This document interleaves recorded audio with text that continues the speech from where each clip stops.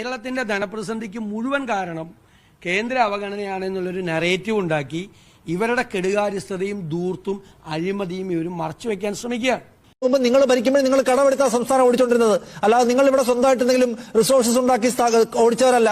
നിങ്ങൾ കൂടി എടുത്ത കടത്തിന്റെ ഭാരമാണ് നമ്മളിപ്പോൾ അനുഭവിക്കുന്നത്. 87,800 കോടി രൂപ കേന്ദ്രത്തിൽ നിന്ന് കിട്ടാണ്ട് എന്ന് പറയുന്നത് നുണയാണ്, പച്ചക്കള്ളമാണ്. ശ്രദ്ധിച്ചത് എന്റെയും ചേട്ടന്റെയും ശബ്ദം ഒരുപോലെ ഇരിക്കുന്നു. സ്വരവും കേന്ദ്രത്തിലെ BJP നേതാവിന്റെ സ്വരവും ഒത്തുചേർന്നാൽ മോദി സർക്കാരിന്റെ സ്വരമായി. കർണാടക സർക്കാർ കേരള സർക്കാർ നടത്തിയ സമരത്തിന് പിന്തുണ കൊടുക്കേണ്ട ആവശ്യമില്ല. കർണാടക സർക്കാർ നടത്തിയത് വേറെ സമരമാണ്. ആ കാര്യത്തിലുള്ള ആ കോസിൽ കേരളത്തിലെ പ്രതിപക്ഷവും നിൽക്കുന്നുണ്ട്.